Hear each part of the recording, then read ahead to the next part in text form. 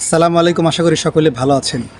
আপনার নিকট ভদ্রচিত্ত উপায়ে সরকারি কর্মকর্তা অথবা ব্যাংক কর্মকর্তা অথবা বিকাশ কর্মকর্তা পরিচয়ে আপনার নিকট বলবে যে আপনার মোবাইলে মেসেজ এসেছে,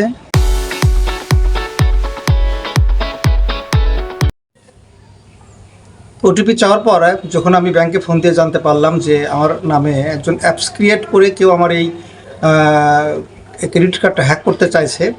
যদি আমি ইচ্ছা করি তো সেটা ব্লক করে দিতে পারি, অথবা আমি যদি ওটিপি শেয়ার না করি তাহলে কোনোই প্রবলেম নেই। যাই হোক, বিষয়টা নিশ্চিত হওয়ার পরে আমি একটু স্বস্তির নিঃশ্বাস ফেললাম। কিন্তু সকালবেলা দেখা গেল যে ব্যাংকের কর্মকর্তা পরিচয় দিয়ে আরেকজন ফোন দিয়ে বলছে যে আপনার নামে এরকম ওটিপি গিয়েছে, যদি আপনি এটা ব্লক করতে চান ব্লক করতে পারেন, ব্লক না করলে আপনি প্রতারণার শিকার হতে পারেন। তো ব্লক করতে হলে কী করতে হবে? তো ব্লক করতে হলে আপনার নাম্বার আরেকটা ওটিপি যাবে, অথবা আপনার এনআইডি নাম্বারটা দিতে হবে। তো যখন এনআইডি নাম্বার চাইলো তখন তো আমি বুঝতে পারলাম যে এনআইডি নাম্বার তো চাওয়ার কথা না, ব্যাংক তো কখনো এটা চাইবে না। কারণ ব্যাংক প্রায়শই এ ধরনের বিজ্ঞাপন দিয়ে থাকে, এবং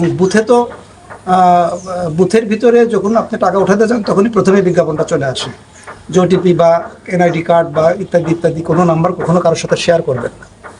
তো যাই হোক, বিষয়টি বোঝার জন্য আমি তার সাথে কথা চালিয়ে গেলাম, এবং যখন জিজ্ঞাসা করলাম যে আমি এনআইডি কার্ড দিব, এটা তো আমার সাথে নেই বা আমার মুখস্থ নেই, তখন বলছে যে ঠিক আছে, আপনার হোয়াটসঅ্যাপ নাম্বার আছে, হোয়াটসঅ্যাপ নাম্বারে আমি একটা মেসেজ দেবো, সেখানে লিঙ্কে ক্লিক করেন। আমি বললাম যে আমার তো আধুনিক কোনো মোবাইল নামতে বাটন সেট ইউজ করি, আমাকে হোয়াটসঅ্যাপে মেসেজ দিলে হবে না।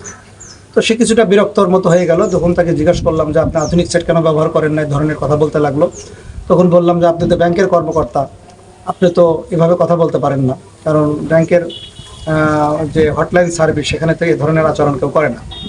তো মোটামুটি সে খেপে গেল, এবং যখন তাকে আমি বললাম যে আপনি যে কল করেছেন আমি তো ট্রু কলারে দেখতে পাচ্ছি এটা একটা ফ্রড নাম্বার, তখন সে বকা দিয়ে খারাপ কথা বলে ফোনটা কেটে দিল। এটা হলো বাস্তবতা। তো এই ধরনের ঘটনা শুধু আমার সাথে না, হয়তো অনেকের সাথে ঘটে থাকে বা ঘটবে।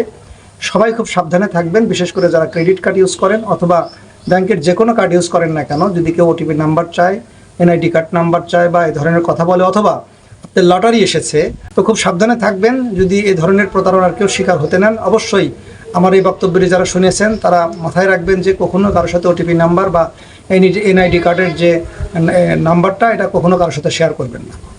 আর অবশ্যই আপনার মোবাইলে যতগুলো অ্যাকাউন্ট আছে সবগুলোতে আপনি 2 ফ্যাক্টর অথেন্টিকেশন দিয়ে রাখবেন, যাতে সেটা কেউ হ্যাক করতে নিলে অবশ্যই আপনার মোবাইলে একটি মেসেজ আসে, এবং মোবাইলে যে মেসেজ আসবে সেই ওটিপি ছাড়া যাতে কেউ এটা ওপেন করতে না পারে। আশা করি বিষয়টি সকলে বুঝতে পেরেছেন।